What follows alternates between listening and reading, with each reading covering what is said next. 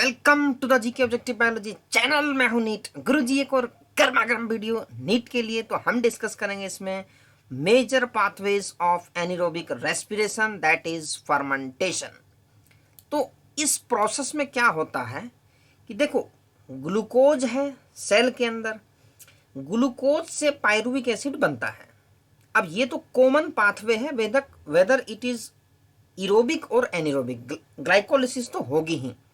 उसके बाद इस पायरुवेट का फेट क्या होगा ये डिपेंड करता है अंडर द प्रेजेंस और एब्सेंस ऑफ ऑक्सीजन। अगर ऑक्सीजन नहीं होगी तो इसके दो पाथवे हैं, या तो वो लैक्टिक एसिड में कन्वर्ट हो जाएगा या तो वो इथेनॉल प्लस कार्बन डाइऑक्साइड में कन्वर्ट हो जाएगा। लैक्टिक एसिड कहाँ बनता है? जैसे ह्यूमंस की मसल्स हैं, जब हम फास्ट एक्सरसाइज करते हैं तो उतनी ऑक्सीजन मिल नहीं पाती मसल्स को, तो ये पायरुविक एसिड लैक्टिक एसिड में कन्वर्ट हो जाता है। और ये ईस्ट के केस में क्या है, एनारोबिक रेस्पिरेशन होता है, और ये पायरुविक एसिड जो है वो इथेनॉल प्लस CO2 में कन्वर्ट हो जाता है। देखो, ग्लाइकोलिसिस का ऊपर दिया हुआ है, ये पाथवे है। तो ग्लाइकोलिसिस से पायरुविक एसिड तो सब में ही बनेगा, ये इसमें ऑक्सीजन पे डिपेंडेंट नहीं है ये वाली प्रोसेस। तो फर्मेंटेशन में क्या होता है, ये जो पायरुविक एसिड है ये तुम्हारा दो पाथवे में चला जाता है।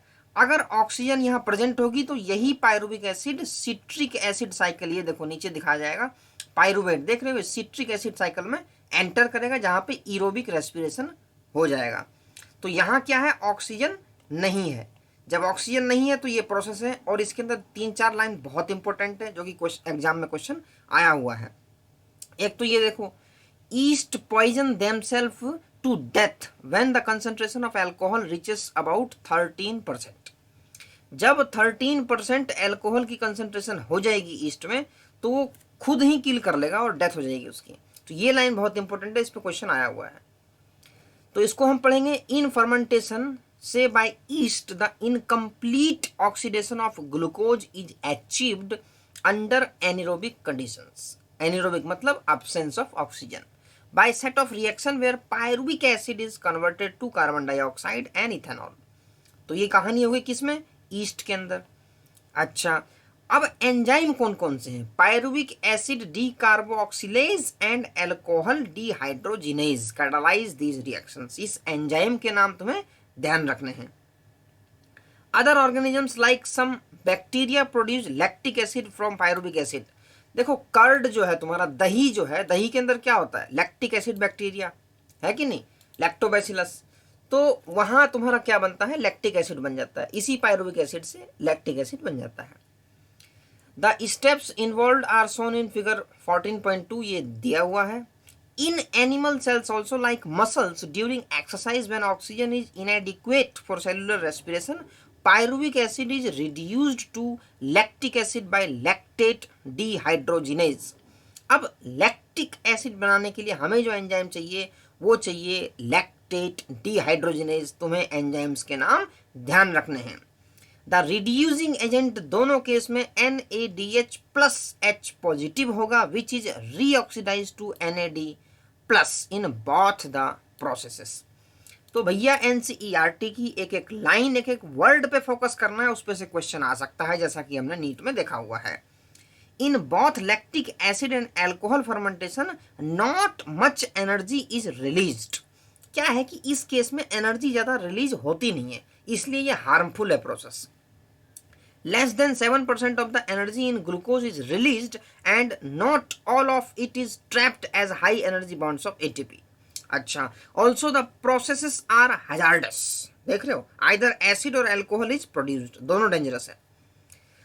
उसके बाद ईस्ट का पॉइजन तुम्हें बताया गया है, yeast poison themselves to death when the concentration of alcohol reaches about 13%.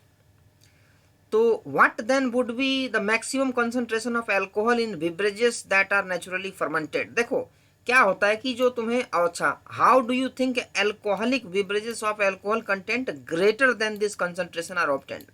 अब 13% पे इसकी डेथ हो गई, तो 13 से ज़्यादा 46% तक होती है। तो कैसे होगी, वो होती है, उसको हम करते हैं स्टीम डिस्टिलेशन। ठीक है, डिस्टिलेशन के थ्रू हम उसको प्यूरिफाई करते जाते हैं और बैच कल्चर सिस्टम से हम उसको प्रोड्यूस करते जाते हैं। एक बैच आया, उसके बाद फिर दूसरा, तीसरा, फिर स्टीम डिस्टिलेशन करके हम उसको तैयार करते हैं। तो ये था फर्मेंटेशन का। उसके बाद एरोबिक रेस्पिरेशन है इसमें नीचे की तरफ, is the process that leads to a complete oxidation of organic substances in the presence of oxygen and release carbon dioxide and water and a large amount of energy present in the substrate. Aerobic respiration का एक benefit ये है कि इसमें energy release होती है, जो energy organism को सर्वाइव करने के लिए चाहिए, वर्क करने के लिए चाहिए। तो फर्मेंटेशन हमने देख लिया, ईस्ट में होता है, बैक्टीरिया में होता है, और ह्यूमंस में कब होता है, जब हाई एक्सरसाइज ड्यूरिंग द मतलब लैक ऑफ ऑक्सीजन, जब हमें ऑक्सीजन की कमी हो जाती है तब हमारे अंदर ये होता है फर्मेंटेशन। मतलब पायरुविक एसिड तो बनेगा ही ग्लूकोज से, उसके बाद ये कहाँ जाएगा, सिट्रिक एसिड साइकिल में जाएगा, या ये लैक्टिक एसिड बनाएगा, या ये इथेनॉल प्लस CO2 बनाएगा। ये डिपेंड करता है ऑक्सीजन की अवेलेबिलिटी पे। तो ये था चैप्टर टॉपिक फर्मेंटेशन का। तो GK objective biology by NEET Guruji, कर दो इसको subscribe for qualifying the NEET.